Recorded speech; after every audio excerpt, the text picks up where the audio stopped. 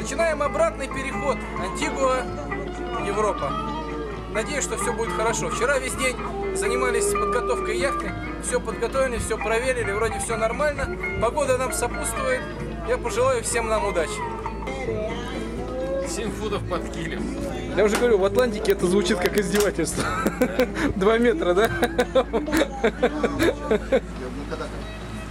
Прямо перед выходом пошел дождь, и у нас начались проблемы с пассареллой.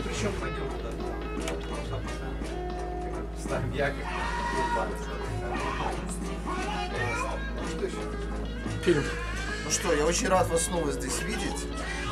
Надеюсь, что ваше путешествие обратно будет таким же успешным, как путешествие сюда. И желаю вам попутного ветра и 7 футов под килем. Спасибо. 19 апреля 2009 года яхта Сиблюс покидает Антигуа, выходит из Жоли-Марин и берет курс на Азорские острова. Для того, чтобы выйти из Марины, необходимо было поднять киль, потому что глубина Жоли-Марины недостаточно для того, чтобы такая яхта могла бы пройти в нее. Глубина в самых мелких местах меньше, чем 3,5 метра. Сейчас видите спящего индейца. Нос, руки, вот он так лежит. Пеликаны, которые сидят на столбах, большие, маленькие, средние пеликаны. Они ловят рыбу, ныряют, хватают ее, и частенько видны сидящие пеликаны, у которых из пасти торчит рыба. Прежде чем стартовать, мы решили искупаться. Все-таки 26 градусов, лазурная вода. Сами острова Карибского бассейна, они подразумевают отдых, отдых и только отдых.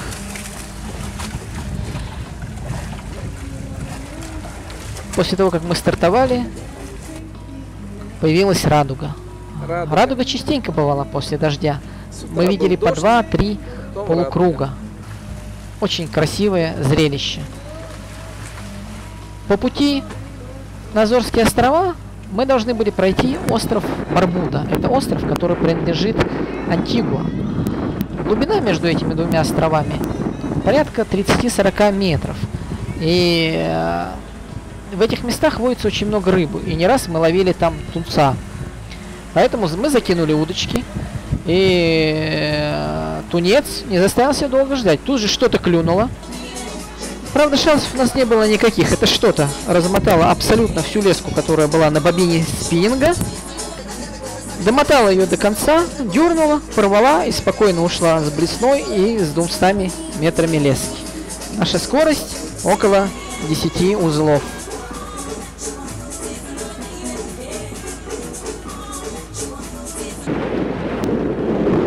Лодка легко разрезает волну, и создается впечатление, что она летит над поверхностью. Потрясающие облака, которые постоянно меняют цвет. Утром и днем они светлые, а к ночи они становятся темные. Во многих вот этих вот черных облаках находится вода, и они несут в себе дождь. Маленькая кухня, на которой мы готовили себе еду. Комфорт, ветер, который свистит в ушах, и красивейший закат. Вот так вот прошел наш первый день похода. Спокойно и непринужденно. За тебя работает автопилот, а тебе остается в хорошую погоду только наслаждаться закатами, смотреть на природу, вдыхать соленый океанический воздух и думать, насколько прекрасен, красив и величественен океан, и насколько он постоянно разный, не похожий. Каждую секунду, каждую минуту океан меняется и становится другим. Парусная лодка отличается от моторной лодки, где ты можешь отдыхать и экипаж будет за тобой ухаживать. На парусной лодке мы предоставлены сами себе, и мы постоянно заняты работой. Мы и экипаж, мы и отдыхающие. Сами себе готовим, сами за собой убираем, сами чиним то, что сломали за день, или то, что ломается само по себе. Постепенно ветер начал усиливаться и поменял направление. Несколько дней на переходе Антигуа-Азорские острова нам пришлось идти против ветра, примерно по 30 градусов к направлению ветра. Идти на лодке против ветра достаточно сложно. Лодку кренит, лодку качает, но это еще не самое страшное. Самое страшное, когда поднимается большая волна, и лодку начинает кидать с волны. 3-4 волны лодка может прорезать, но на 5-й волне она падает с гребня с глухим звуком, и нос ее зарывается в воду. Скорость лодки тормозится, но потом ветер опять наполняет паруса, лодка разгоняется и опять проходит 3-4 волны. И на 5-й волне опять падает вниз. Постоянно приходилось следить за площадью парусов. Каждому ветру нужен свой парус, своя площадь парусности. Поэтому ежедневно мы смотрели за состоянием ветра и погоды и ставили те паруса, которые наиболее оптимальны и надежны для данного ветра и данной волны.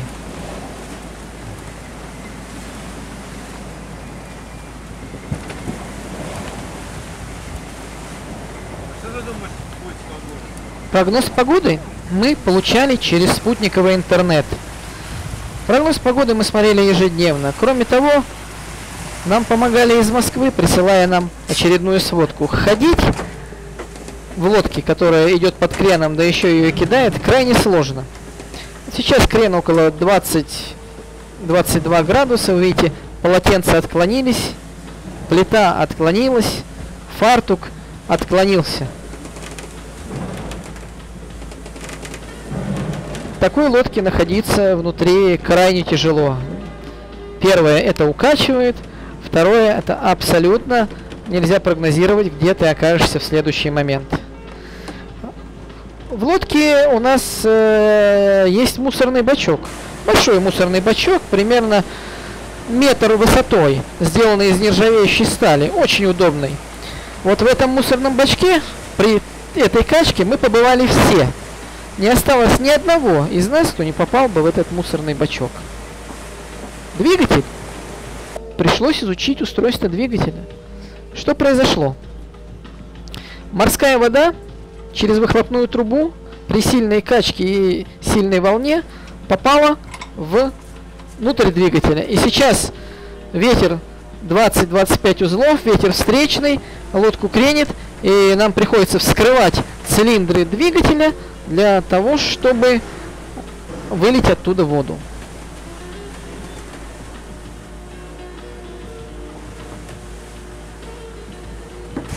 В хорошие дни хочется отдыхать на лодке.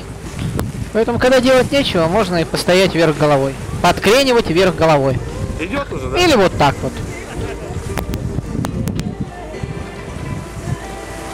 Или, например, поучиться взбираться на мачту.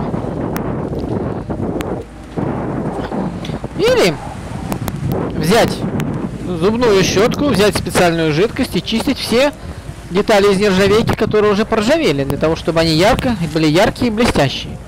Мы находимся прямо посередине пути между Антигуа и Азорскими островами.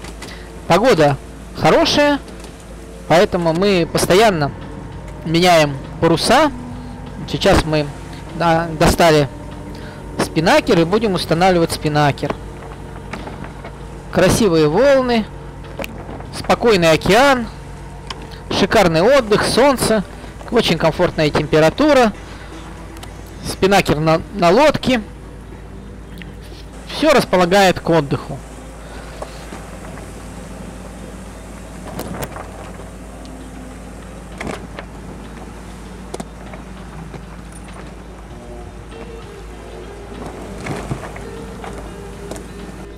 В хорошую погоду хочется хорошо посидеть за ужином, съесть кусочек мяса, выпить бокальчик вина, насладиться морем, океаном и насладиться закатами. Редкое явление. Луна и солнце. Ну, В океане это абсолютно обыденное явление. Луна постоянно видна тогда, когда еще присутствует солнце. Шикарные, красивые закаты.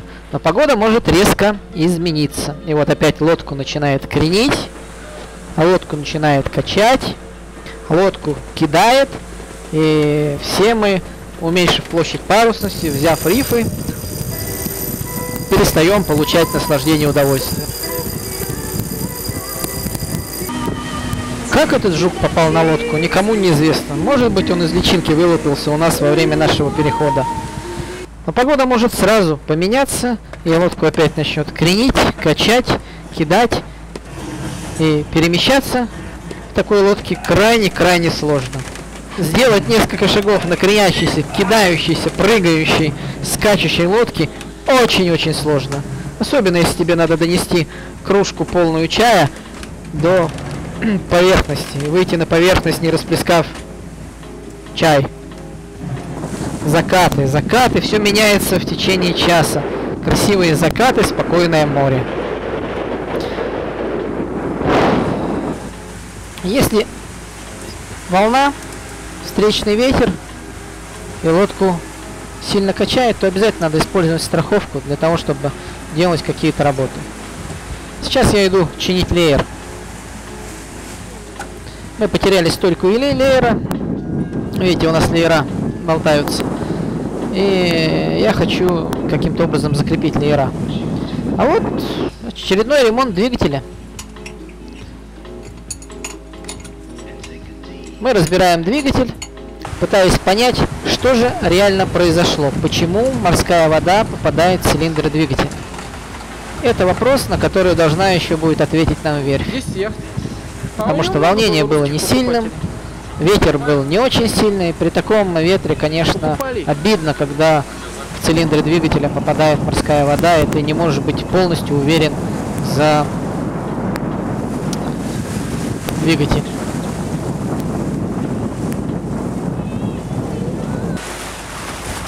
Комментарии излишни. Дельфины к нам приходили каждые 2 дня. Каждые 2 дня мы видели дельфинов. В Атлантике много дельфинов. Дельфины умные. Несмотря на то, что сзади лодки висят 2 спиннинга, и на них висят аппетитные, вкусные, большие искусственные кальмары, дельфины никогда не будут есть этих кальмаров.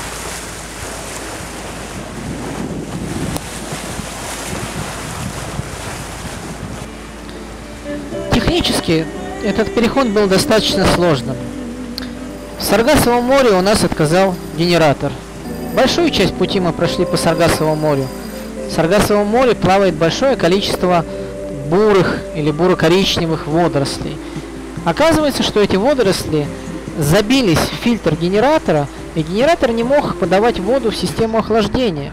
Поэтому сломалась крыльчатка водяного насоса, и генератор перегрелся и перестал работать. Мы сразу очень сильно расстроились, потому что на лодке электричество присутствует везде, и комфортная жизнь, она связана с электричеством. Что делать, если электричества нету? Это за штурвалом стоять сутки, не будешь использовать автопилот. Это может выйти из строя навигации, придется ориентироваться по звездам. Это масса неудобств, которые могут возникнуть в жизни при отсутствии электричества. А аккумуляторных батарей хватает исключительно на сутки. После этого уже их опять надо подзаряжать. Для того, чтобы подзаряжать аккумуляторные батареи, нам приходилось включать генератор примерно на 3-4 часа в день. И каждый день мы таким образом подзаряжали аккумуляторы, чтобы обеспечить себе комфортное существование. Очень много перед Португалией было медуз, ядовитых медуз, которые называются португальский кораблик. Эти медузы опасны для человека. Длина стрекательных щупалец у этих медуз достигает 6 метров. У человека может быть высокая температура, обширные ожоги, ну и даже может отказать сердце. Луна и Солнце. Солнце и Луна. Сергей Николаевич занимается ремонтом сумки для паруса. Сумка для паруса была сшита так, что она стала расходиться по шву, поэтому пришлось сделать для нее специальное усиление, для того, чтобы комфортно и спокойно можно было бы вытаскивать паруса из парусного ящика. Sea Blues, название нашей лодки. Скорость 8-10 узлов. Средняя скорость у нас была всегда 8-10 узлов. И мы начинаем подходить к Азорским островам. Утро. В тумане начинают виднеться горы. Сказочный пейзаж. Абсолютно сказочный пейзаж.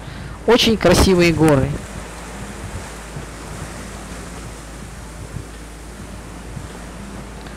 Азорские острова вулканического происхождения.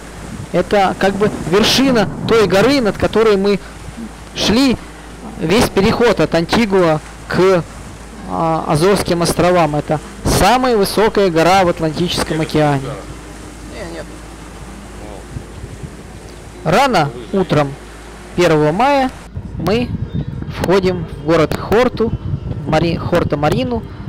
Это марина в центре острова Хорта. Маленький кальмар, которого мы совершенно случайно нашли на палубе, его выбросило волной. Нам на палубу выбрасывало летучих рыб, и вот выбросило кальмара.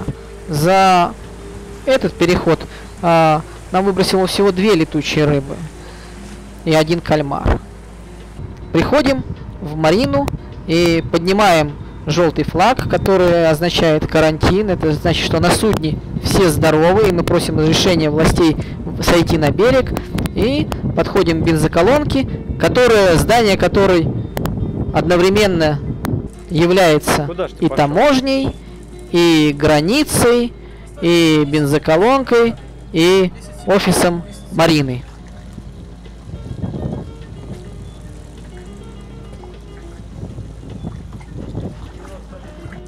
Здесь мы будем проходить границу. Паспорта нам поставили штампы о том, что мы вошли в еврозону. Азорские острова — это Португалия. Таможенница на французском языке попыталась что-то у меня спрашивать, но я ничего не понял. В конце концов она махнула рукой и сказала, что вроде бы все нормально, проходите. Очень такая сквозит во всем доброжелательности, простота всех формальных процедур, простота границы прохождения, простота таможни, простота постановки яхты на стоянку и крайне низкие цены. Стоянка яхты здесь за одни сутки обошлась нам в 32 евро.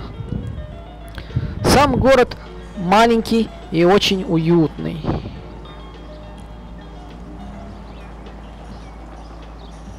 Много старых домов с красивой архитектурой, с видом на море. Не думаю, что здесь дома около моря имеют такую же ценность, как дома около моря на пляжных курортах, потому что все-таки достаточно сыро на этом острове. Очень много зелени, очень много воды, но очень немного солнца. Мы гуляем по улицам маленького города, исследуем магазины, исследуем цены и приятно удивляемся. Цены здесь на все продукты как минимум в 2 раза ниже, чем в Европе. А рыба стоит просто каких-то таких вообще непонятных денег. Мы покупали свежую рыбу на Хорте в магазине по цене 1,5 евро за килограмм. И весь запас еды в супермаркете, который мы купили на следующую неделю, обошелся нам в 200 евро. Так выглядят рыбацкие лодки. На лодке наверху вот стоит коробка, в которой на специальных приспособлениях намотана леска с множеством крючков.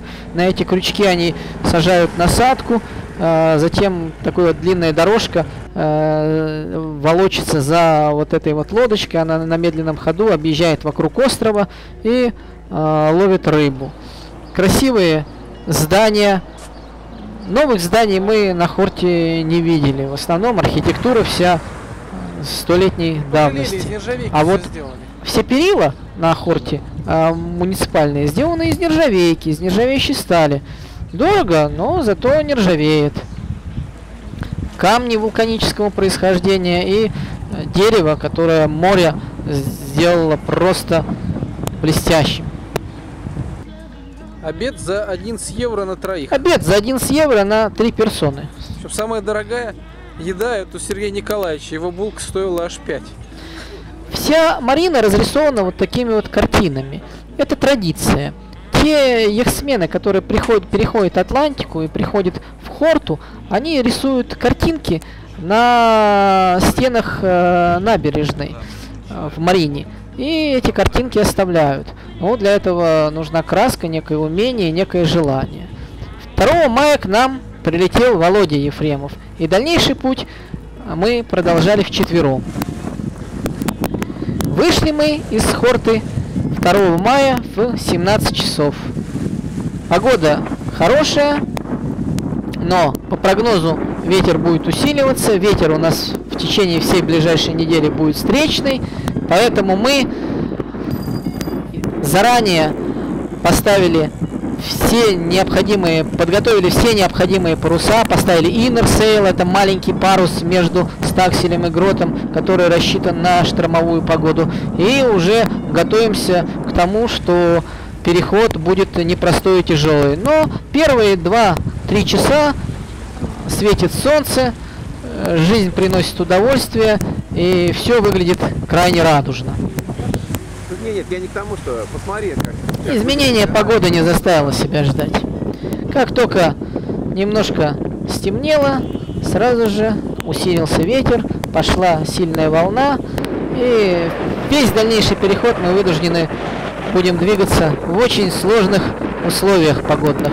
Мы идем сейчас на север, сразу на Гибралтар, на восток мы выйти не сможем, потому что встречный ветер, поэтому мы вынуждены идти галсом. Приняли решение идти сутки на север, а затем поменять галс и уже идти прямо на Гибралтар. Если нам повезет с ветром и с погодой, и с тем прогнозом, который мы получили через спутниковый интернет, то мы вторым галсом должны четко дойти до Гибралтара.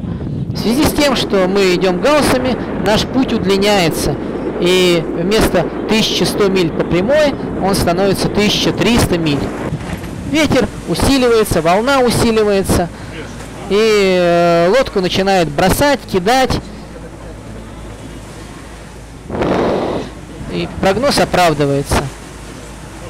3-4 волны лодка спокойно прорезает, на 5-й волне нос лодки падает вниз, раздается шлепок, лодку трясет, качает. Такая ситуация достаточно сложная. Когда лодка идет по ветру, ты получаешь удовольствие. Когда лодка идет долго против ветра, и тебе приходится лавироваться, это очень-очень-очень сложно. Лавировка в большую волну приносит противоречивые впечатления. Да? Думаешь, когда же все это закончится? Для лодки такой переход — это огромная нагрузка. Лодку всю трясет. И очень многие системы начинают выходить из строя. Мы разбираемся с генератором, мы разбираемся с двигателем, мы разбираемся с рулевым управлением. Постоянно, каждый день что-нибудь откручивается, что-нибудь ломается, и этим приходится заниматься, приходится чинить. Вот сейчас у нас взяты 3-й рифы. Все, дальше брать рифы некуда. Взяты 3-й рифы, поставлен inner sail, и мы начинаем двигаться. Хотя скорость ветра не очень большая, мы примерно 22 узла, и в принципе по ветру, если бы мы шли по ветру, то такое передвижение было бы очень комфортным и интересным. А когда идешь против ветра, то все воспринимается абсолютно по-другому. Пройти в каюту – проблема. Из каюты подняться наверх – проблема. Спать – проблема. Передвигаться – проблема. Все становится проблемой. 3 шага сделать внутри лодки крайне сложно. Что-то сделать очень и очень трудно.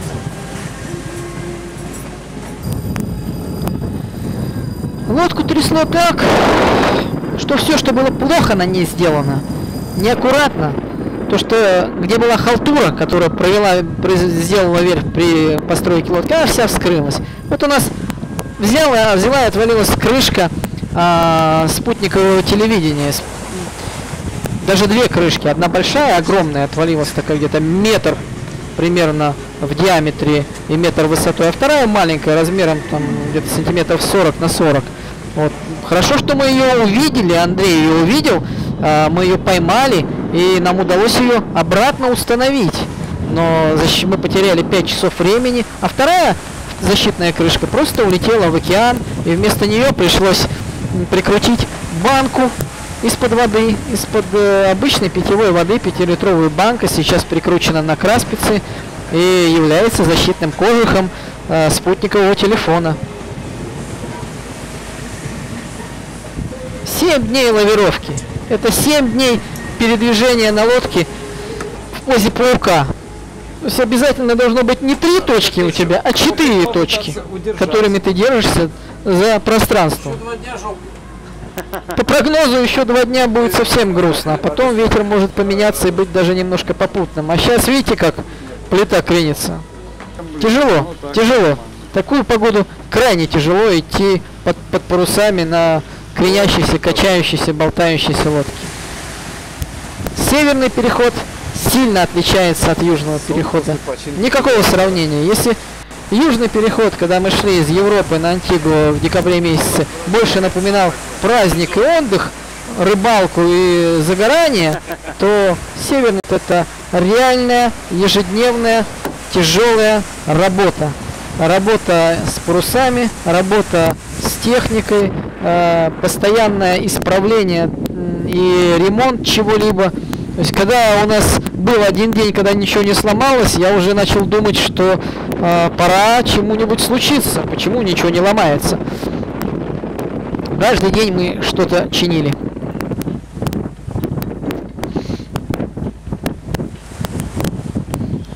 Шесть дней такой погоды. И мы находимся сейчас примерно в 250 милях от Гибралтара.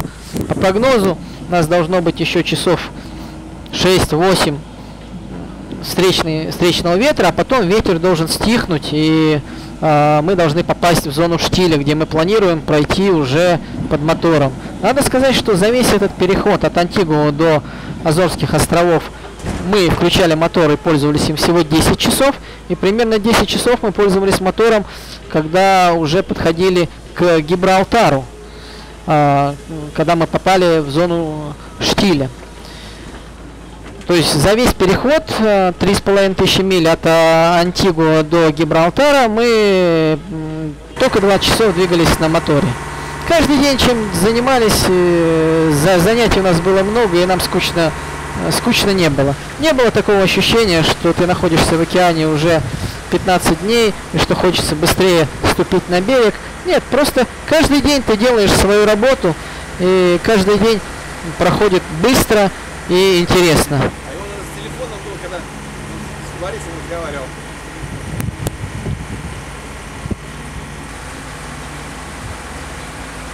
Типа usual electricity, still walking. Перед Гибралтаром нам стали уже попадаться большие корабли. А на переходе Антигуа-Гибралтар мы видели очень мало кораблей. И вот раннее утро 1 мая мы входим в Гибралтар. Ветер сейчас 27 узлов, ветер усиливается, волна усиливается, мы идем под мотором, вокруг нас большое количество кораблей, Гибралтар достаточно сильно судоходный, лодку качает, лодку трясет, лодка ныряет в волны, волна становится выше, ветер становится сильнее. Правый берег Африка. Ветер свистит.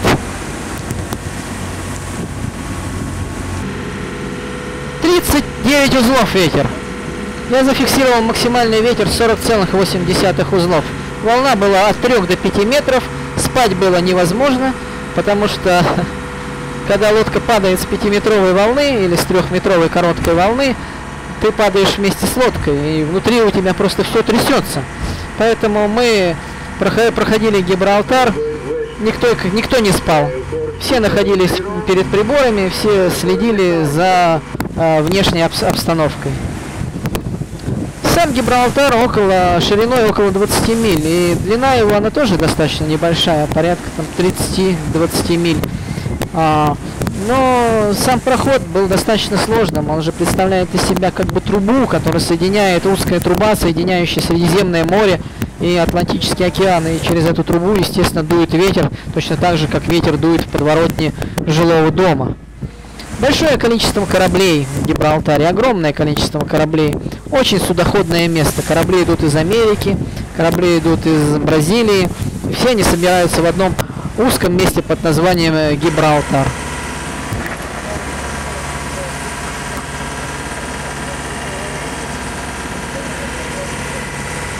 Тонны воды, которые обрушились на лодку, сделали свое дело.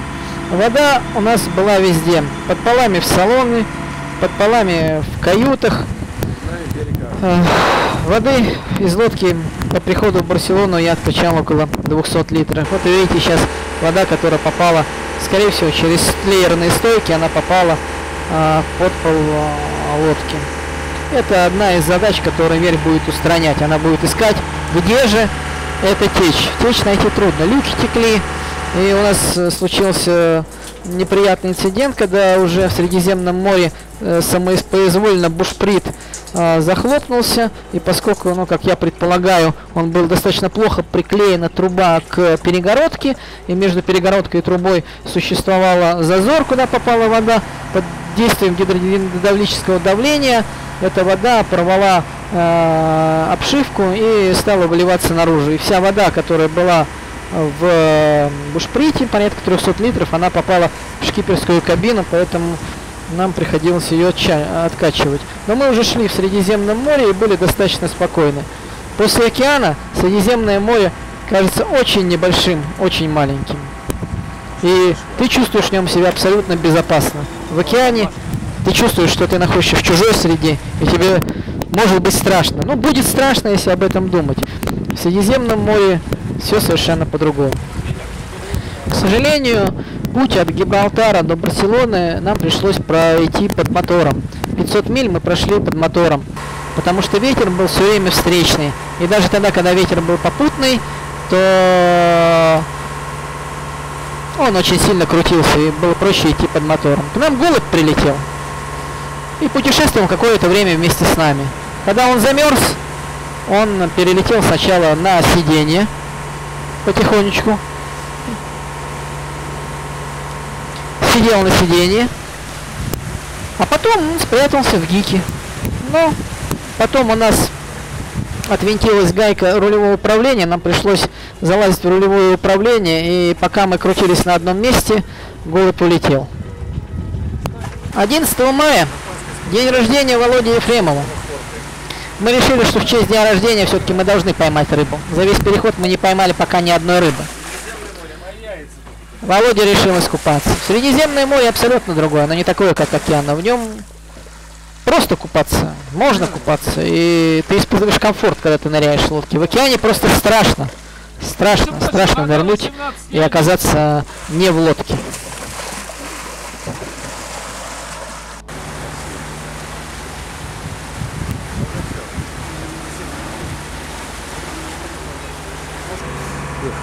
Прямо перед самой Барселоной нам повезло. И клюнула рыба. Клюнул тунец. Я сначала думал, что это тунец, но это оказался не тунец, а белый марлин, или как его называют, swordfish, или рыба-меч. Мы поймали небольшую рыбу-меч, вес 11,5 килограмм, и очень сильно этому радовались, потому что это очень вкусная рыба, которую мы будем есть, а нам очень хотелось поесть свежей рыбы. Эту рыбу мы разделали, сделали филе пожарили, и с белым вином, и с лимоном мы ели эту рыбу, и еще часть филе даже у нас осталась. Она может быть и маленькая для кого-то, но для нас это была огромная рыба, которую нам, в общем-то, и не удалось даже съесть целиком. Рыба клюнула на искусственного кальмарчика, который болтался за лодкой. Вот, вытаскивали мы ее специальным багром.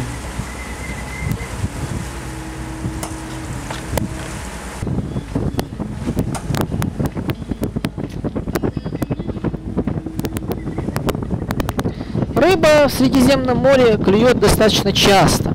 Раз, два, 3 дня можно рыбу ловить. Но в Атлантике мы не поймали ни одной рыбы. на переходе из Европы в Антигуа мы поймали с десяток рыб.